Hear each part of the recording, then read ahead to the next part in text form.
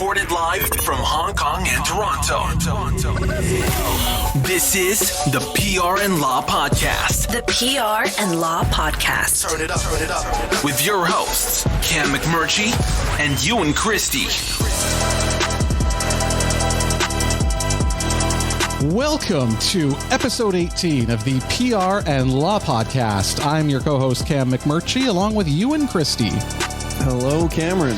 Ewan is an employment lawyer and partner at Duntroon LLP in Toronto, Canada, and his firm is online at duntroonllp.law.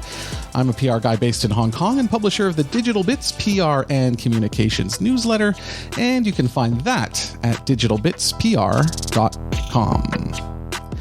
If you enjoy the podcast, please tell a friend, and you can follow us on social media as well. We're on LinkedIn, Twitter, Instagram, and Facebook, and our account name is PR Law Podcast, all one word, PR Law Podcast. And you can find us on YouTube and subscribe and listen to the show that way. And if you could support us on Patreon, that would be fantastic. You can find that through our website at prlawpodcast.com and click support the show. And we can take your questions as well if you post them on social media with the hashtag PRLawPod, PRLawPod. We have all kinds of stuff coming up in the show today. Ewan, how are you? I'm good. Yeah, I'm doing well, Cam. Things back to normal? Not that well. Like crazy.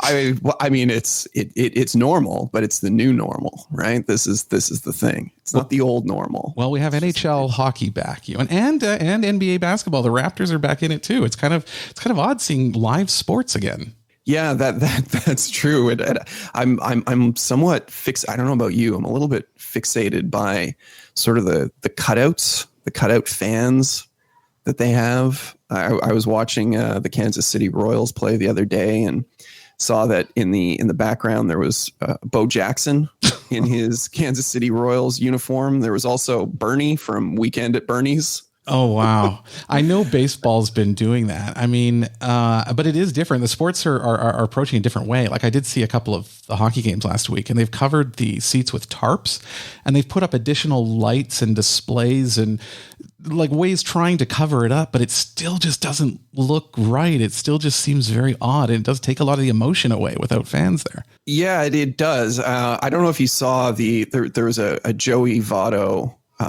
press conference that was sort of circulating on Twitter.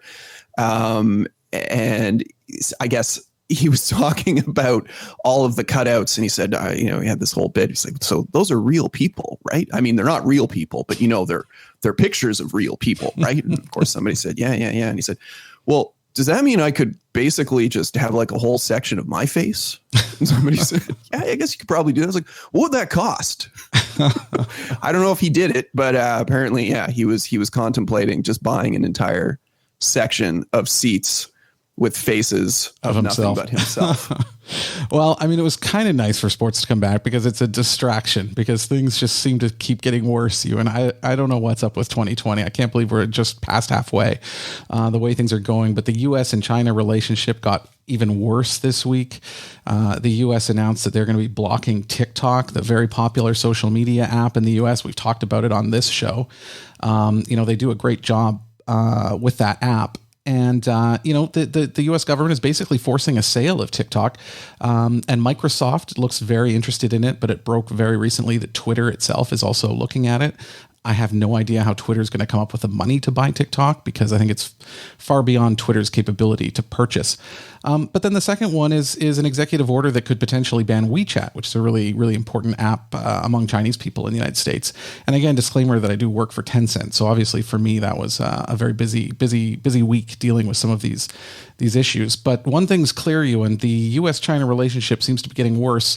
And it's going into some pretty scary areas, I think, at the moment. Yeah, I mean, I read the executive order, and as a lawyer, I mean, I have to say, I don't know what is going on in the White House. I don't know who it was who sat down and crafted that language, but I thought the drafting of the executive order, if I may say so, was absolutely horrible. It really was not clear. It reinforced once again, all those terrible, awful stereotypes of lawyers, of just, throwing in nonsensical language that, normal human beings can't really get through or comprehend, which is entirely contrary to what our jobs are. I just thought it was dreadful, and I expect we're probably going to have to get some clarification around that from the White House. Yeah, it has been a tool of the White House ever since the president was elected. Actually, the executive order was used a lot by President Obama and President Bush, President Clinton before. But in these cases, you're right. Some of the language is just very bizarre and unclear. It looks quite rushed. And there have been other cases this year. I mean, President Trump had an executive order that was looking at pharmaceutical prices. And, it was announced, the White House announced the executive order, but never showed the actual text of the order. But through the announcement, it brought the pharmaceutical companies together to talk, and a resolution was found. And actually, the text was never released. So, it is kind of we're in a new era with this president. So it's kind of unpredictable. Last thing on COVID-19.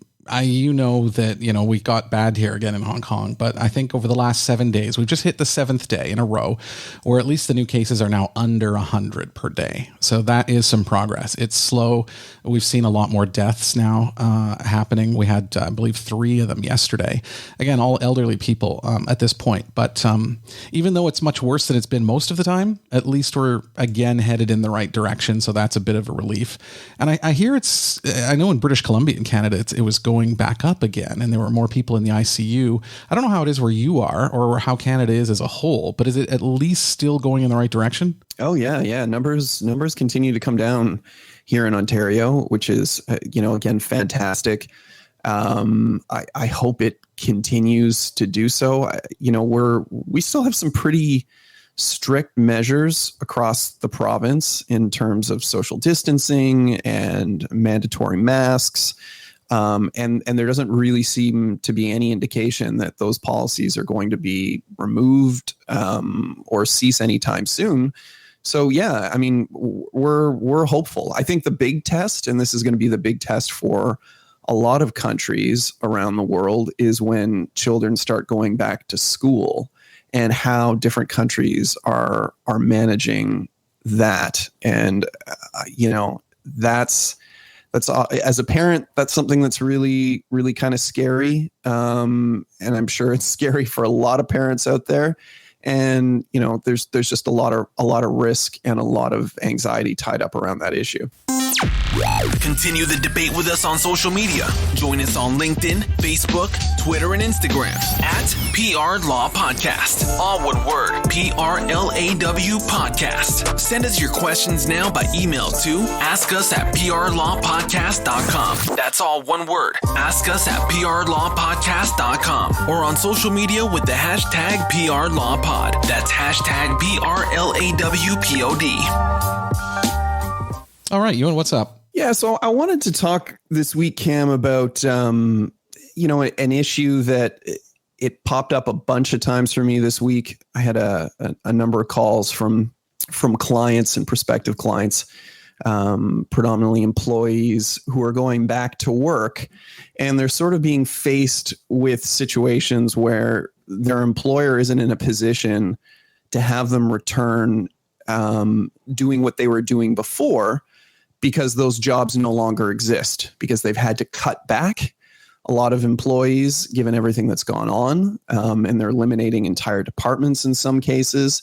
So, they're kind of offering employees new positions because their old positions have been eliminated. And that raises this question and legal principle of constructive dismissal. And I know we've sort of alluded to it a few times on the show and sort of briefly touched on it, but I kind of wanted to try and give some clarity, hopefully, in terms of what constructive dismissal is and how to sort of address it if it comes up. So constructive dismissal really is sort of a justified dismissal of an employee, something that has happened or something the employee has done. Would that be fair to say? I'll let you define it, but that's my impression. Well, no, Cam, not exactly. Okay. Not exactly. So constructive dismissal arises when the employer either substantially and unilaterally alters a fundamental term of the employment contract. Okay. And it's altered so fundamentally to the extent that an employee can view the employer's conduct as a termination, and they can then claim wrongful dismissal.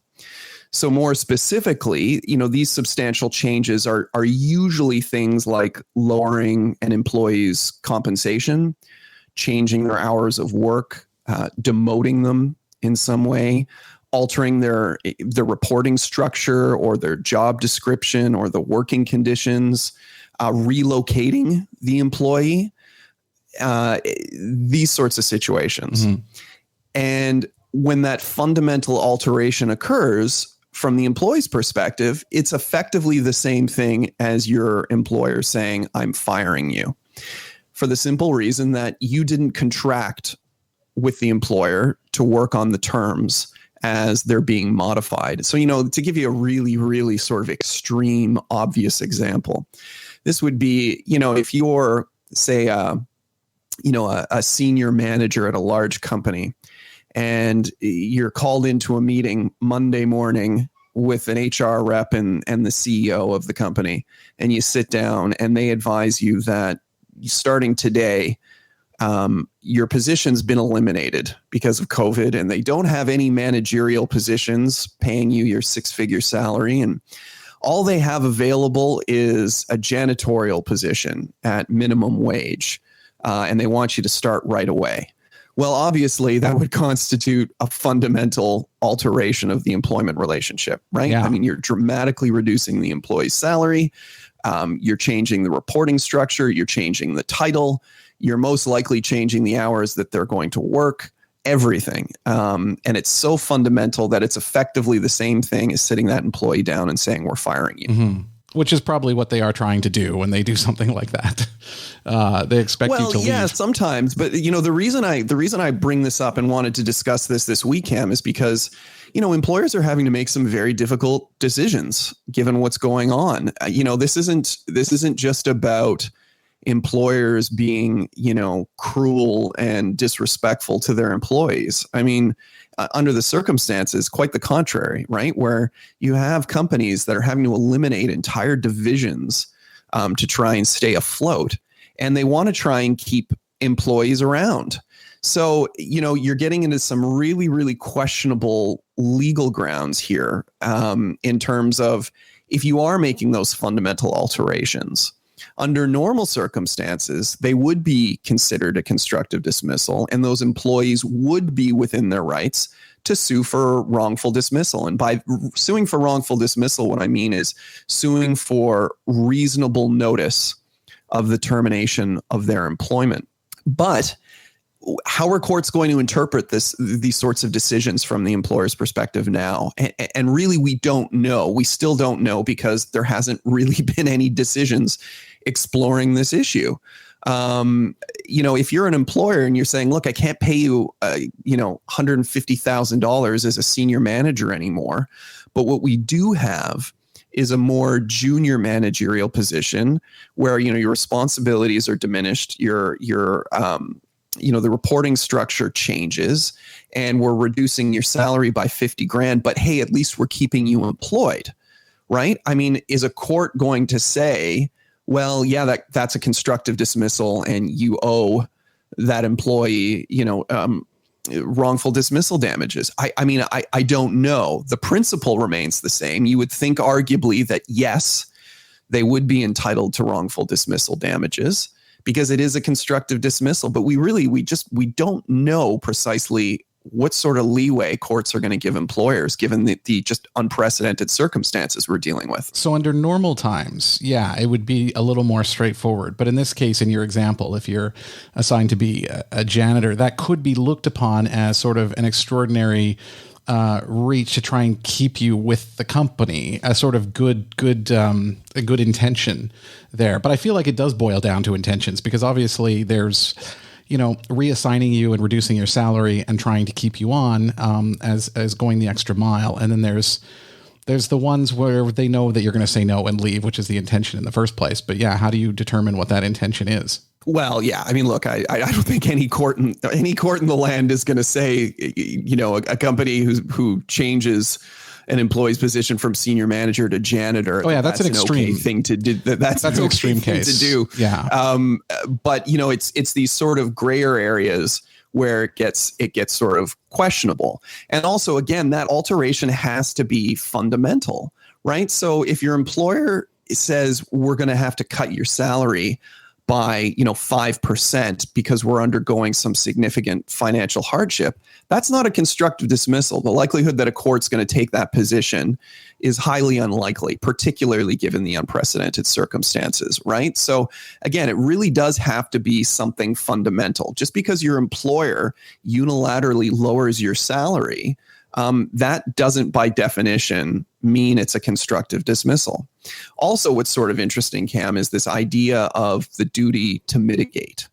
And your duty to mitigate your damages is really just a fancy legal way of saying that if you're terminated as an employee, you have an obligation to go out and try and find another job and mitigate those damages.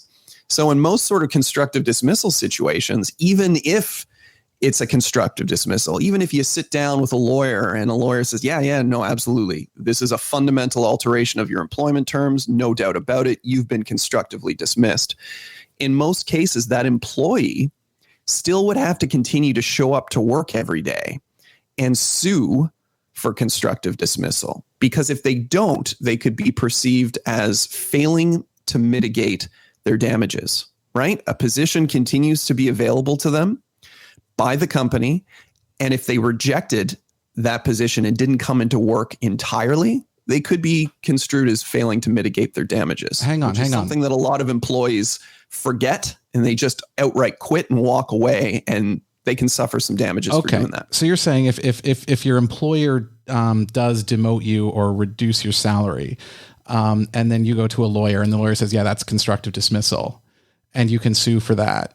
Until that gets started, you have to accept the demotion or the lower salary and work through that while this battle goes on in the background. Is that correct? Correct. Because in failing to do so, it could be construed as you as the employee failing to mitigate your damages, failing to go out and try and find another position to mitigate the damages that you have suffered. Mm-hmm, mm-hmm. Okay. Yeah, that kind of makes sense. I mean, I guess I'm a little unclear about what employers are allowed to do in terms of demotions and pay cuts under normal times, because I know that there's a lot of restrictions around whether you can dismiss somebody and the reasons that you can dismiss somebody. And it's not always very black and white. But the idea it's almost never black and white. But the idea of a demotion, what I can tell you, sorry, go ahead. I was just say the idea of a demotion or a pay cut, like that's very difficult news to give to somebody. And, I could provoke all kinds of different reactions. And I know that it's a big step for a company to take in many cases. And, what are they allowed to do? What do the regulations say, at least in a broad context? Yeah, again, it's always in getting very specific. It can be difficult because it's going to determine largely in the jurisdiction that you're addressing or dealing with. But again, generally speaking, and in quote unquote normal circumstances, yeah, I mean, an employer has the right to modify the terms of employment with an employee. Absolutely. I mean, that's within reason. It's when that modification is so fundamental, it's so extreme that it can't possibly be construed as anything other than fundamental. That's when employers run into trouble. So again, like as we discussed, if we're talking about an employer saying, hey, look, we're undergoing some financial hardship. We've got to cut your pay by 5%. We've got to reduce your hours, maybe 5 hours a week. That's not a fundamental alteration of the employment terms. That's not something that would typically attract damages from a court. And again, where things are going to get just more complicated in a COVID context is, are employers going to be given even further leeway in that regard? So, where maybe a 5% reduction in pay under normal circumstances would be acceptable, under a COVID context is a 25% reduction in pay going to be deemed to be acceptable? I mean, I don't know. These are the sort of situations that are going to be really, really interesting to examine. But what I want to get at is, from an employee's perspective, if your employer is recalling you to work, and I know this is happening across the country, it's happening in the United States, it's happening in countries all around the world as they try to reopen and get people back to work. At least in Canada, constructive dismissal principles in the United Kingdom are similar to what we have here in the United States. Things work a little bit differently. We're not even going to touch on that. But that if you believe that your employer is bringing you back and saying, well, hey, it's tough times, and we're going to have to cut your pay by 50% and dramatically reduce your job description and your role within the company, sit down with a lawyer and have a talk and get a sense of, have I been constructively dismissed? Is this something I'm prepared to agree to?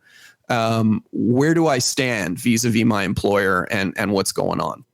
Okay, that's good advice for employees, obviously, if they find themselves in that situation. But let's flip it a little bit for the employer. So if there's somebody out there running a small business, or even a senior manager in a larger company that's looking at their budget and looking at their headcounts and going, we need to make some pretty big changes here to cope with the reality. How do employers approach this to make sure that they are not sort of constructively dismissing somebody? Yeah, well, hey, great question. Certainly something I'm dealing with a number of clients right now. Look, the reality is that most companies are having to lay employees off and terminate them on a permanent basis. There may be some leeway in terms of temporary layoff provisions, which allow employers to temporarily lay those employees off without having to pay them until they're able to get back on their feet. That can be a way to avoid having to permanently terminate employees or modify terms of employment. But again, I think employers are having to make some tough decisions. And for a lot of employers, they also don't have the luxury of hindsight. And this is something to think about too, that a couple months down the road after employers make these decisions, or a year down the road, if an employee sues and it's put before a court, that the court and a judge and the lawyers arguing the cases, they have the luxury of hindsight and ability to reflect on the decision that's been made. A lot of employers don't have that luxury right now. They're having to make snap decisions so they can stay afloat, so they don't go under. So, a lot of employers are making these tough decisions now. They're saying, look, yes, this may be a constructive dismissal, but we don't have a choice. So either come back and it's at a 30 or 40% wage cut because that's all we can afford, or don't come back at all. If you want to sue us for constructive dismissal, hey, feel free. We'll cross that bridge if and when we come to it. And a lot of employers that's the call that they're having to make right now. Right. And this is just something that I think is going to be a lot more common too in the months ahead. I still think we're closer to the beginning of this than the end. Especially in the United States, there's so many more months of working this out to happen. And I think a lot of more businesses are going to find themselves in trouble. And these are conversations, yes, that I guess employees for sure, if they find themselves in this situation, will need to talk to a lawyer. Yeah, absolutely. And just one last point to sort of go over, Cam, because we've sort of talked about constructive dismissal in the context of, somebody altering the employment terms. But this can also occur in situations where an employee has been harassed or discriminated against, or has been subjected to a toxic work environment where, the environment is so reprehensible and so just, awful for the employee to have to be subjected to on a day-to-day basis, that the employee can argue that there was a fundamental alteration of the employment terms. Because obviously no employee starts at a company and contracts with an employer to come to an environment where they're discriminated against or harassed. So in those situations, an employee can also assert constructive dismissal. And they have a similar principle in the United States actually around this as well.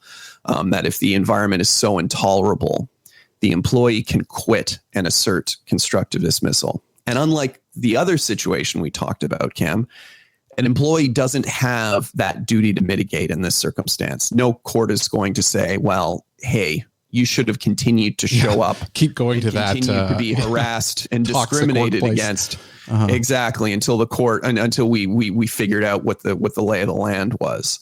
So that's something important for employees to consider as well. Ewan, I think that's probably not well known. I mean, it's the first time I've come across that. I mean, obviously we know that if you're in an environment where you're harassed by somebody, that's something that you can raise. But I mean, people in toxic workplaces, and I think there's a lot of them out there, it's good for them to know this, that they don't have to go to a place that where they are facing harassment or discrimination or who knows what, that they can talk to a lawyer. So yeah, I definitely think that's good practical advice. Yeah. I mean, and again, this is pretty broad. This isn't just a Canadian thing. In the U.S., it's the language is a little bit different. Usually, in the U.S., it's referred to as a constructive termination or constructive discharge.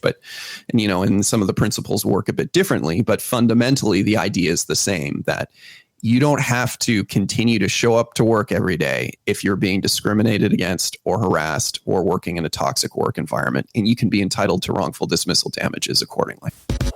Show your support to the PR and Law podcast by making a one-time donation or setting up a subscription with us on Patreon. Every little bit helps us keep the lights on and bring the show to you each week. If you'd like to chip in, please visit prandlawpodcast.com. That's prandlawpodcast.com. Click support the show. Thanks for helping us out. Ewan, I'm glad you brought up toxic workplaces because that ties in very nicely with where I'm going to go today. Because I want to discuss something that is a little off the beaten track, and we're going to go to Hollywood for quite the crisis that's unfolding in public relations with one of Hollywood's probably biggest stars, or at least biggest TV stars, and that's Ellen DeGeneres. And I think, Ewan, you're probably aware that she's under the gun a little bit right now. Yeah. I've seen some of the press around this story. It's very interesting. I think all of our listeners will know Ellen DeGeneres, but just in case you don't, she's a very popular TV daytime talk show host. She has a lot of guests on throughout the show. She does a lot of dancing on the show, or used to. And her phrase, the show slogan, is "Be kind." And she is very, very personable. And the show's been running for 17 years. She's involved in a same-sex marriage, so it's also been a bit of a breakthrough for LGBTQ people on television. So this was going along fine for a very long time until this spring. And it got worse for Ellen in the early part of the year when a comedian named Kevin Porter threw something out on Twitter. And he wrote, "Right now, we all need a little kindness, like Ellen DeGeneres always talks about. She's also notoriously one of the meanest people alive. Respond to this with the most insane stories you've heard about Ellen being mean, and I'll match every one with $2 to the LA Food Bank." And I believe he posted this in March. It was February or March this year on Twitter. He got more than 1,000 responses. Some of them were from people who claim to have either worked at the show or been a guest or been involved with guests on the show. One of the responses was, and this is a quote, "She has a sensitive nose, so everyone must chew gum from a bowl outside of her office before talking to her. And if she thinks you smell that day, you have to go home and shower." Another one, a server who served Ellen and her wife, Portia de Rossi, at lunch, shared that Ellen wrote a letter to the owner of the restaurant and complained about her chipped nail polish. Not that it was on her plate, but that it was just on her hand. And there was also, it's a long list. Obviously, I'm not going to go through them all, but there's concerns about, there was a barbecue that was in the back that Ellen shut down because she doesn't eat meat and she didn't want anyone else to eat meat. And another one that I think is worth mentioning from a stand-up comedian, Josh Levesque, who wrote, quote, "Another friend of mine was a PA on her show, and when Russell Brand came into the employee break area to chat with the crew and hang out, Ellen came in and got mad at him, saying he didn't have to interact with these people. That's why guests have their own area backstage." Wow. Wow. Yeah. Well, I've seen this stuff before, Cam, doing what I do for a living. Well, yeah. There's more. There's okay, more. Keep There's going. more. So after this Twitter, all these comments came in. And I have to say, Ewan, I do recall you and I way back in the day used to listen to Adam Carolla on radio, who now has his own podcast. And I have listened to his podcast. I don't listen to it much anymore, but when he started podcasting, I listened quite a bit. And he regularly brought up Ellen as one of the meanest people in show business. And he said the distance from her on-air persona to her real self was among the widest of any celebrities that he had ever met. So this was something that I think was circulating around that people knew of, but it wasn't public knowledge yet. Anyway, after the many tweets came in, there started to be other stories emerge. I mean, you see how this happens, even in cases like Harvey Weinstein. Once one or two people start coming forward, the avalanche can begin to happen. In April, and this is during COVID-19, Ellen did her show from her palatial estate in California, and she described staying at home during the pandemic like being in prison, which naturally upset quite a few people considering the size of her home and where it is in California. Right. So, whoops. And at the same time, COVID has always been spreading through the system in the United States. And so a lot of prisoners have actually died from the disease. That obviously led to more stories emerging, including from a man who was assigned to be her bodyguard at the 2014 Oscars. And he said that she was the coldest celebrity he ever protected. She did not say hi to him or look at him at all the entire time. BuzzFeed then really dug into this, and this was, I think, the first big breakthrough in this story. They published an article that talked to a lot of former staff and one current staff who talked about the bullying, the sexual harassment, and the racism in the workplace environment.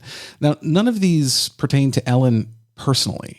There was a lot of criticism of the producers of the show, the editors, those involved in the control room during the show, that they used, bullying and intimidation and things like that, and were very inappropriate to some of the staff during the show and even outside of show hours. That led to Ellen finally speaking about this and addressing it head on. So, Ewan, this is the first time I think our podcast is ever going to throw to Inside Edition, but here's what happened when Ellen decided to speak. Hi, everybody. Ellen DeGeneres is breaking her silence today, apologizing for those bombshell accusations about a toxic work culture at her show. Hey, everybody, it's Ellen, the letter to her staff begins. She writes that she wanted The Ellen Show to be a place of happiness where no one would ever raise their voice and everyone would be treated with respect. Obviously, something changed, and I am disappointed to learn that this has not been the case. And for that, I am sorry. My name is on the show and everything we do, and I take responsibility for that. But she also blames others for the scandal that's threatening her Queen of Nice reputation. I've not been able to stay on top of everything and relied on others to do their jobs as they knew I'd want them done. Clearly, some didn't. That will now change. Just hours after Ellen's apology, a new report by BuzzFeed detailed more allegations against the show. The BuzzFeed article paints a disturbing picture of what junior staffers say it's like at The Ellen Show, which is shot here at Warner Brothers Studios in Burbank.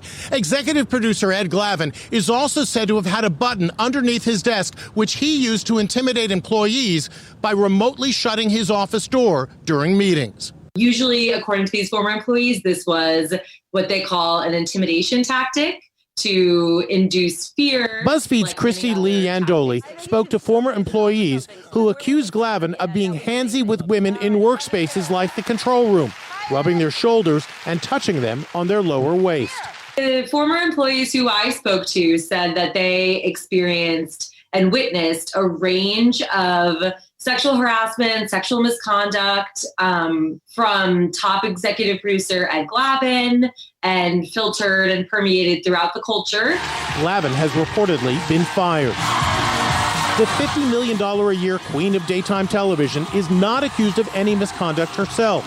Now the question is, was she in the dark or did she turn a blind eye? Today, actor Brad Garrett tweeted an eye-opening response to the scandal. Sorry, but it does come from the top at The Ellen Show. No more than one who were treated horribly by her. Common knowledge. Garrett should know. He's appeared on the show as a guest 6 times. Is it your sense that some of these former employees don't believe that Ellen was unaware of these allegations?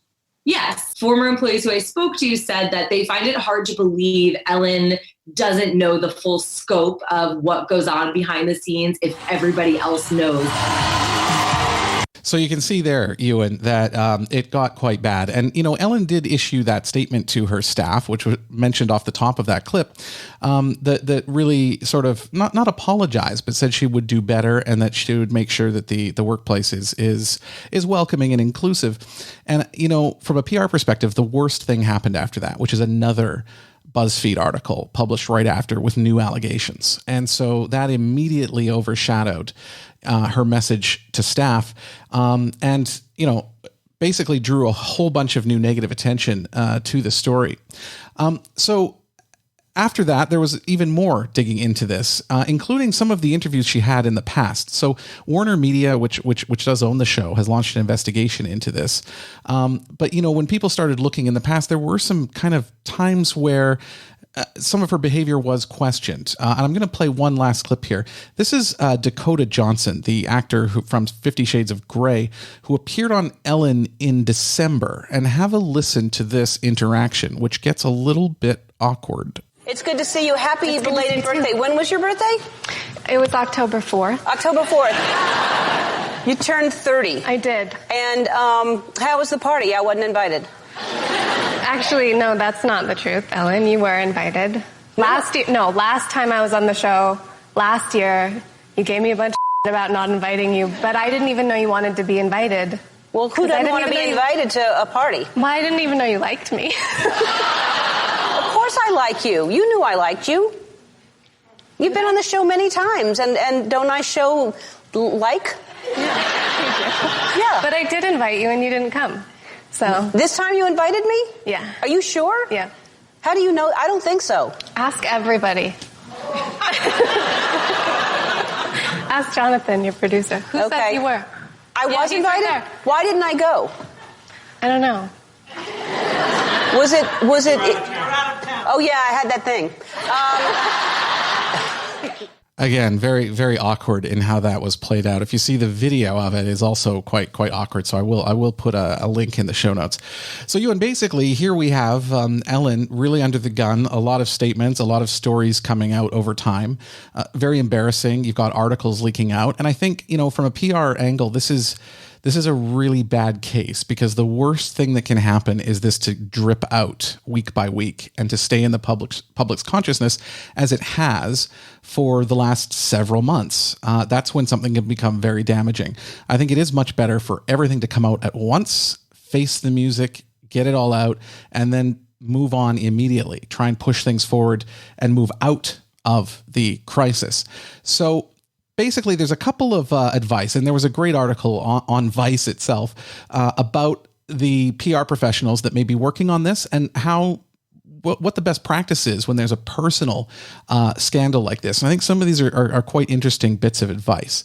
And the first one is one that we do use a lot in PR, which is validators. We call them validators, third parties, people that are not a direct employee of the company, for instance, if it's a company making an announcement, or a person, directly in someone's family or things like that, but someone who can speak about you in a positive way. So since this broke, Katy Perry, Diane Keaton, and Alec Baldwin have all issued statements supporting Ellen. And what's interesting to note there is that this was probably orchestrated. The article in Vice does indicate that it probably was, just because it looks like something that you would do as part of a campaign to sort of line these things up, to put out some positive information. And then the second one, Ewan, I think is really big, is dig through the closet. This is the most difficult thing for people to face. And, CEOs are often in this situation too.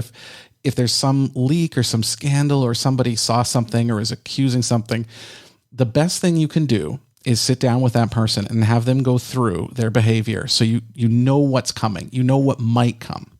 And so they do recommend that Ellen sit down with a PR person or an agency and basically try and remember the cases where she thinks she might have treated somebody poorly, and they may speak out, because it enables them to prepare if this happens, and also enables them in some cases to reach out to these people in advance and apologize and try and show some contrition.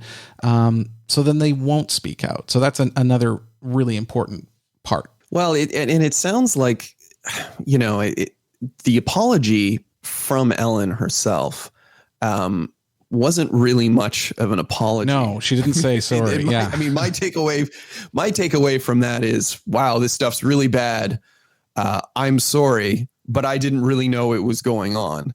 And that, that's always going to be a difficult pill for the public to swallow, that you didn't really have any sense as to what was going on in your own house, right? Yes, that is a big problem. There's a couple more pieces of advice here I'll get to as well. So the first one was validators. Yes, get people saying positive things. Dig through the closet so you can prepare for other things that might come out. And then the big one, Ewan, you just mentioned, she didn't really apologize. And you're right, she didn't. She put out a letter to her staff promising to do better. But after the validators have spoken, after there's some people standing up for her out there, doing a very, very public apology and a sincere one obviously is important. And how to do this, there's a number of ways to do this. One recommendation in the article really is devoting a whole show, once her show comes back from its summer hiatus, to have a show where she does focus on this one subject. And she could potentially have guests on, such as, experts on maintaining a healthy workplace, or even former employees on the air. This is obviously very uncomfortable. I mean, when you propose this to an executive or to a person in any industry, this is not their instinct at all to go through it in a public way. But it does do a lot of good, because it does allow you to put it behind you, air everything, put it behind you, and move on. It's hard for people to continue lingering on it after you've done this kind of big public apology. Right. So if I get your meaning, basically what you're saying is, don't slap a Band-Aid on it, let it bleed out entirely, and try and get it to bleed out as quickly as possible before you start to patch things back up. That's a good way to look at it, actually. Let it bleed out as quickly as possible. I mean, I mentioned at the top, having this drip week after week after week is the worst, because it's slowly sinking the knife into her and her show. And it's very difficult to fight when it's coming this way. And so she's already been, I think, a little bit behind, on responding to this. And even as of us recording this show, and she still has not. The other item is to meet with her employees, obviously. I mean, she sent them a letter. That's nice. The letter was, worded nicely. But she does need to show some real sincerity here. And, if she can meet with them one-on-one to talk about what her plans are. First, to apologize, but then number two, this is how, show a plan for how that workplace is going to function, and how the hierarchy is going to work, and who's going to be in charge, and what the expected behavior is. Because apology is one thing. That's talking about the past, but you have to show the future as well. You have to show how it's going to work and why it's going to be better, and what the plan is, to prove that you've thought about it, that you've really put some time and effort into it. So that's obviously a big one. And the last one, obviously in this case, going on other talk shows. It's probably not an advisable thing to do right now, but after she has gone through these other things, I mean, my own opinion is I wouldn't want to dwell on it too much afterwards. So once the apology's done and you've put the spotlight on it, and like you say, tried to bleed it all out, you would like to move on at that point. If there's still discussions about it, and in many cases, this can turn into a positive thing. I mean, if she does this very well, it can be viewed, in a positive light by people. And if that's the case, then talking about another show, sort of her own personal journey, and going through that process can be beneficial as well. So those are some of the big ways to try and tackle this kind of thing. Well, the one thing that you sort of opened with, Cam, that idea of the validators, that's really, I'd never sort of heard it articulated as such. It makes perfect sense. And it's certainly something you see often in these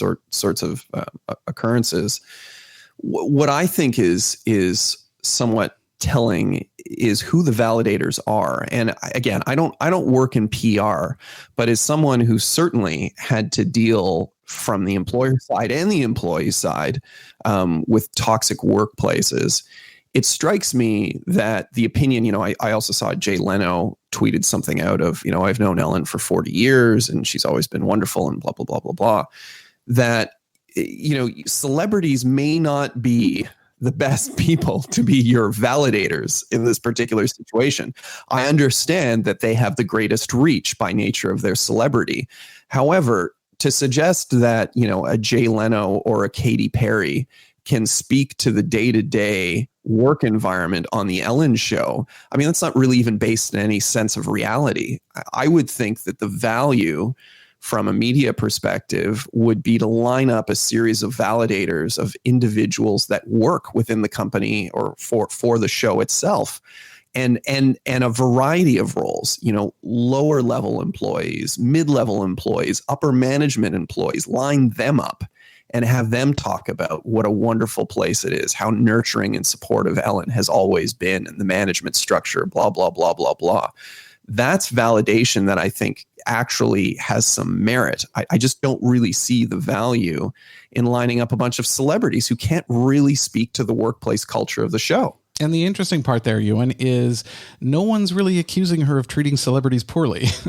That's not the issue here. And so you make a very good point, and I think your instinct is very bang on in this case.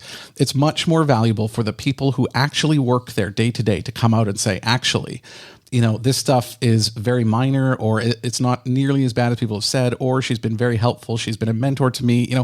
There are a number of ways to try and get those people out, because you're right. I don't think celebrities have no value speaking out, because I think in the culture that we've got in the United States anyway, that sometimes their words do carry some weight. And I think that is true. So I think it's fine for the celebrities to do it as well.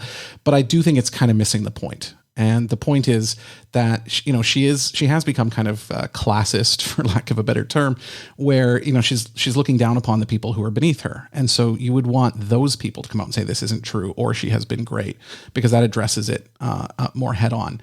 On the validator thing in general, it is something that companies use. I think it's a bit harder for companies to do, but, when I worked in government is when I used it a lot. And I was in communications for a provincial government in Canada. And when there were cases of, investments in the community or changes to the community, you didn't want to just announce that from the government and congratulate yourself on the good work. You wanted to have small businesses, and you wanted to have, chambers of commerce maybe, or whoever it might be, to come out and say, yeah, this is really helping us. This is a very good move, because that matters. That is much more powerful, hearing that from another party rather than yourself. And what companies do, and you probably know this, but it's good for others to do as well, is to line up these validators, even when the media call you.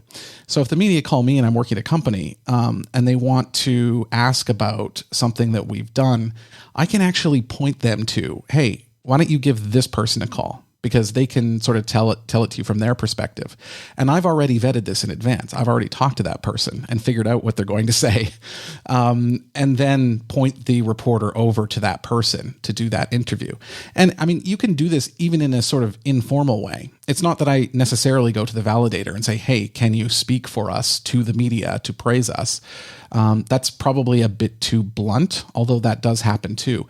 But even just knowing that somebody is very supportive of you or your company or your investment or your initiative, whatever it might be, you can point them over there to talk if they're okay to talk to media. And it's a powerful way to manage this kind of thing. Yeah, well, and I think another very, very easy, strategy that the company or the business or the show in Ellen's case can employ is conducting workplace investigations. I mean, these have become more and more common, certainly in Canada, where you do have allegations of a toxic work environment or harassment. And sometimes senior executives, they don't know what's going on at the ground level.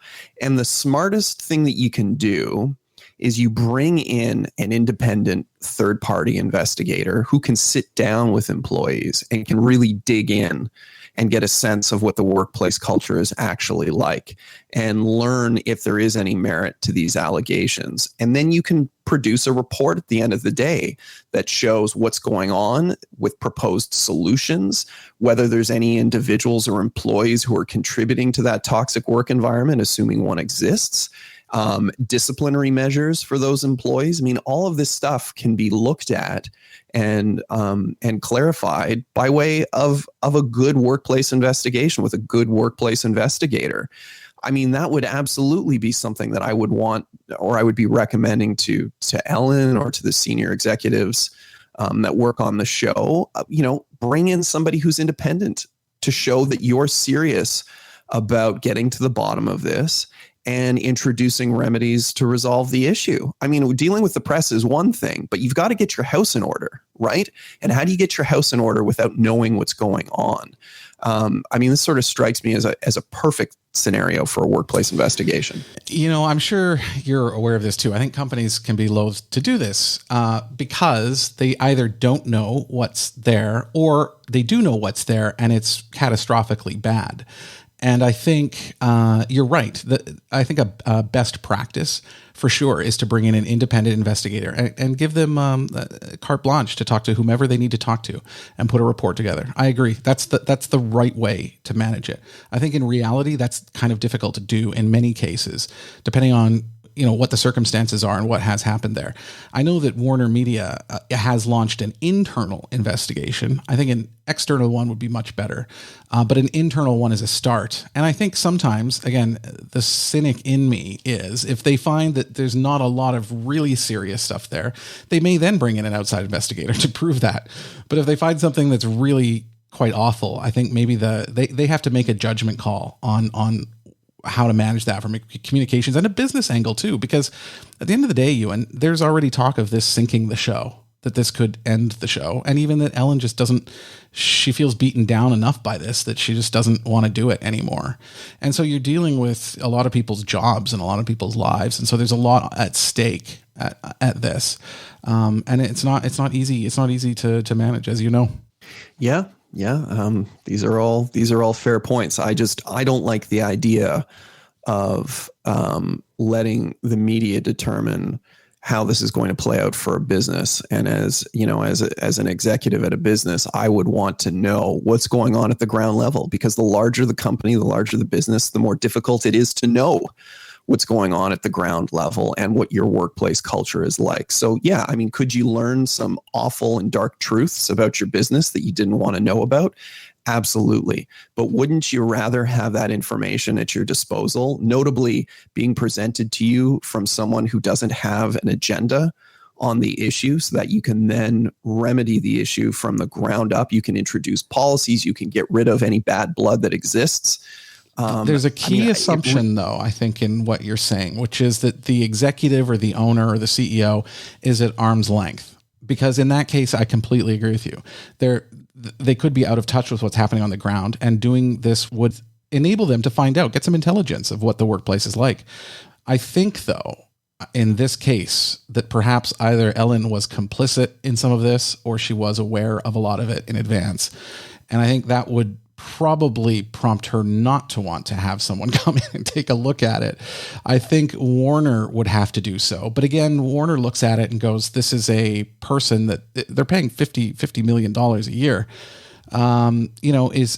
Do we want to do this or not? And I still think that they should, because to me, if there's something even more awful happening there, it will come out anyway. And usually, on this sort of thing, even from a communications angle, it's better to just shine the light on everything at once and get it out, as we talked about.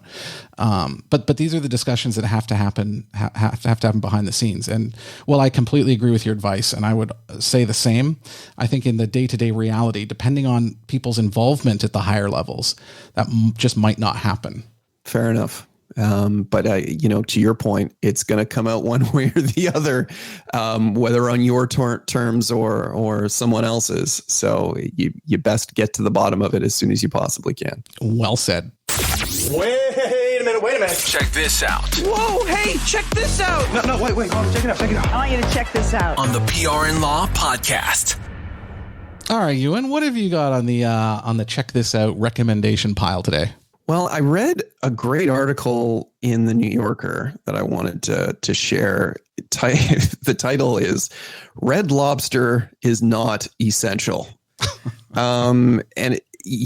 it's an article by Zachary Zimmerman, and the story is about his mother who waits tables at a Red Lobster in South Carolina for $2.13 per hour plus tips. Jeez. Yeah. In fact, his mother has actually been a server at Red Lobster in South Carolina since Ronald Reagan was the president. So she's, suffice it to say, she's been there a very, very long time.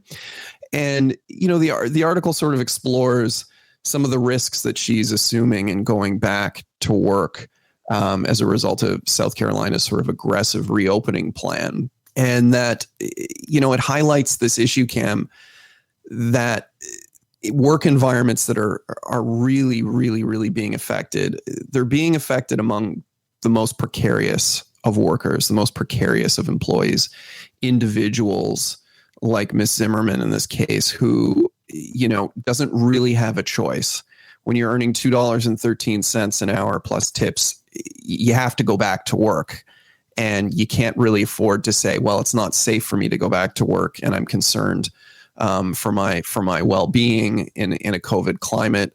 These individuals, these are not options that they have, and we've seen all kinds of examples in businesses across North America where the most compromised, the most exposed, the most precarious of workers are faced with very, very tough decisions where they're having to put their financial well-being ahead of their own health and safety. And that is a really, really, really sad reality that a lot of people are facing right now. Ewan, it's good you brought this up too, because I actually read an article this week that I did not have on my list to recommend, but now that you raised this, it has reminded me of it. And it's really about the situation the U.S. finds itself in. And it relates to this, that people are in a situation now, even in a deadly global pandemic, that they're having to go to work these jobs because of financial considerations. It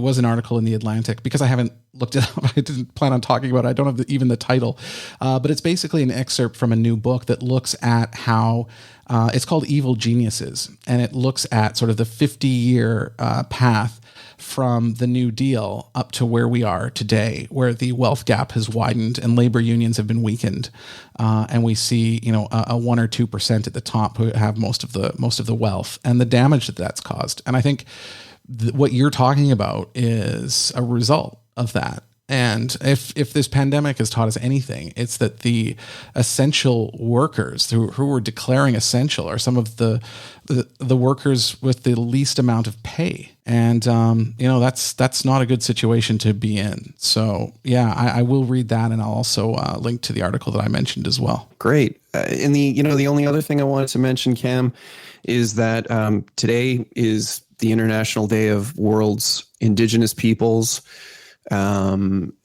Just something to be conscious of, to think about.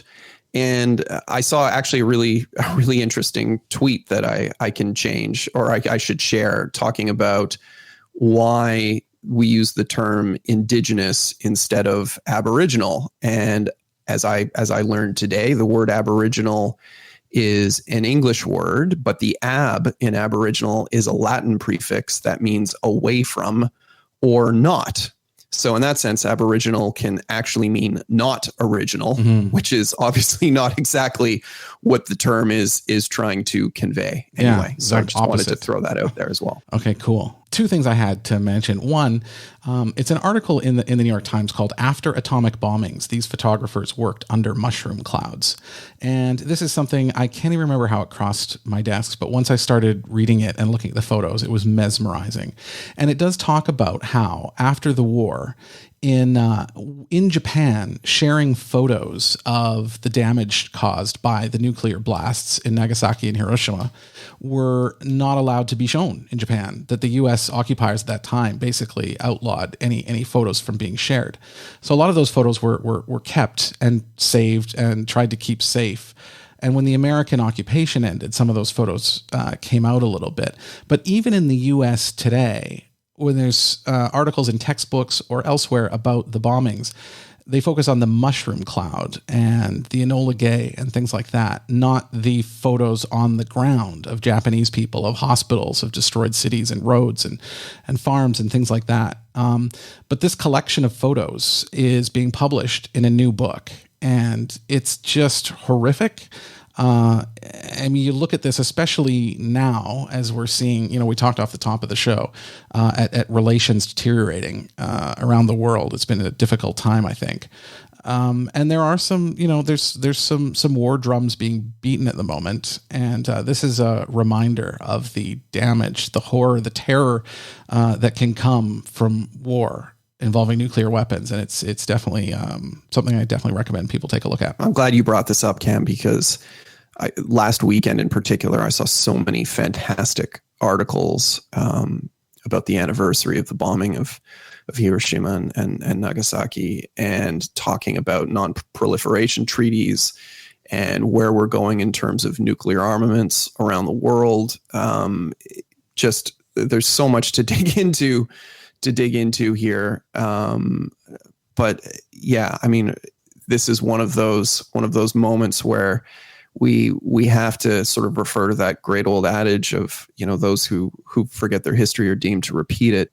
Yeah, it's just crazy. And some of the photo spreads I saw as well, to your point, everything was always fixated on the mushroom cloud, but it's really, and as iconic, if that's really a word we should use in this context of that image is, it's really the devastation on the ground that is just, I mean, it's just truly, it's just jaw dropping, right? And it's nice that finally that part of the story is being explored and being told perhaps in a way that it hasn't been in the past. Absolutely. So I'll put a link in. The last one I want to mention, this was a very late edition. I actually listened to this today, and it's going back to the WTF podcast with Mark Maron. And several weeks ago, he had on Jim Carrey, the Canadian comedian. I am not a huge Jim Carrey fan. I know they're out there. I didn't follow his career particularly closely either, but I mean, I obviously know of him because he is Canadian. And so I'm somewhat familiar with the movies he's been in and in Living Color and things like that. But the interview between Maron and Carrey is absolutely excellent again. And it really goes into Jim's life as a kid and his parents. They lived in Ontario, Ewan, and some of the hardships that he went through there, but then going down to California, and he worked alongside, Richard Pryor and Sam Kinison and Andrew Dice Clay as well. A number of stories from his career and his outlook on life. And I learned so many things about him that I did not know. And he's so much more than sort of these sort of funny, goofy characters. Then some of the decisions he made in life actually are quite inspiring. And he's restarted a couple of times, which takes a lot of courage, I think. So I really, really recommend this as well. I find the Mark Maron podcast can be hit or miss. I don't listen to all of them. It really depends who's on. And it also depends if I've listened to all the other podcasts in my queue. But this one is one that I saved. I thought it was just an excellent interview, so highly recommend it. Funny enough, Cam, I actually listened to it as well. It is a very, very, it's a very interesting interview. It's a great example of where, Maron sort of gets an interviewee to a place where he can pretty much ask them anything, closer toward the end of the episode where he really starts, touching on Jim and alludes to sort of mental health issues. There's some discussion around that, which I thought was cool and really worth exploring, because you're right. I mean, the public persona of someone like Jim Carrey is often just this sort of zany, funny guy. And rarely do you get the opportunity to sort of explore the toll that can take on a personality and on a person and their mental health. And their, he speaks quite candidly about medications that he's been on, medications that he may be on now. I also thought it was a pretty compelling interview. And he's known these days for his artwork. I mean, I don't know if you follow on Twitter, Ewan, but a lot of his artwork goes quite viral on there. It's all political. And I know that he's taken some pretty liberal political stands that have alienated some people. So like, that's all I've really known about him over the last 4 or 5 years, is that he's this kind of recluse artist now who's getting involved in politics, as a lot of people in Hollywood do. And even at the start of the interview, when he started talking about various things that he's involved in, I thought, yeah, he sounds a bit sort of outside of the norm in some ways. Off his rocker? Yeah, that's exactly the term I was thinking of. But as the interview went on, you get to know the man and you go, wow, he's got an incredible story and he's gone through a lot. So yeah, it was one of the good ones. Yeah, he does. And I think one of the great takeaways for someone, whether you're interested in Jim Carrey and what he does or not, one of the great takeaways of the show, of the interview, is that he talks about and I think you briefly referenced it earlier, Cam, I think on about 3 different occasions where he failed miserably. Things didn't go his way. I think he talked about going on Carson for the first time and he did a stand-up bit and there was someone that was vetting him to potentially be a guest on Carson and he fell flat. And rather than go to Carson, he went back to Canada and took 2 or 3 years off honing his craft before then going back and taking another stab at it. And I love when you hear stories like this, because I think there is often this preconceived notion that these sort of brilliant, zany, talented people were always brilliant, zany, and talented, and that things just magically the stars and planets aligned for them. And generally speaking, that is not the case. And it wasn't the case for Jim Carrey either. He failed miserably on a number of occasions, but he picked himself back up. He worked, he honed his craft, and then managed to get to that place that he always hoped he could get to. Yeah. And he ended up with a very, very successful career. So there's good lessons in there for everyone. Those are all good points. Anything else, Ewan, before we bring this to a close? That's it, Cam. That's awesome. It. Just like Jim Carrey, you and I, we keep doing this show every week. We're trying to hone our own craft. Trying to get to a place where it's good, it's interesting, we're providing good content. So, to our listeners, thank you for sticking with us, for giving us your time every week. We're here. We're open to suggestions. Give us your feedback. If there's anything you want to hear, anything we can do, please let us know. We love doing the show. And we love that you take the time to listen. And anybody that the listeners recommend we talk to on the show. We had Ed Siegel on last week and got tons of positive feedback about that. I had several people message me about that interview. So yeah, if there's people like that you think would be really good to talk to and ask questions of, please let us know, because we're definitely open to ideas. That is it. We're going to close off episode number 18. So just before we go, a quick reminder, please follow us on social media if you can. It's PR Law Podcast is the name of our social media handle. And you can find us on Facebook, Instagram, Twitter, and LinkedIn. And we're also on YouTube as well. So you can subscribe to the podcast there. And I never mentioned SoundCloud, but we're on SoundCloud as well. So you can find us there. And you can support us via Patreon through our website at prlawpodcast.com. Click support the show. So another one in the books, Ewan. For you and Christy, this is Cam McMurchie. We will see you next week. This has been the PR and Law Podcast with Cam McMurchie and Ewan Christie. If you enjoyed the show, please share it with a friend or leave a review. You can also join us on LinkedIn, Twitter, Instagram, and Facebook by following our account at PR Law Podcast. That's all one word, PRLAW Podcast. Thanks for your support.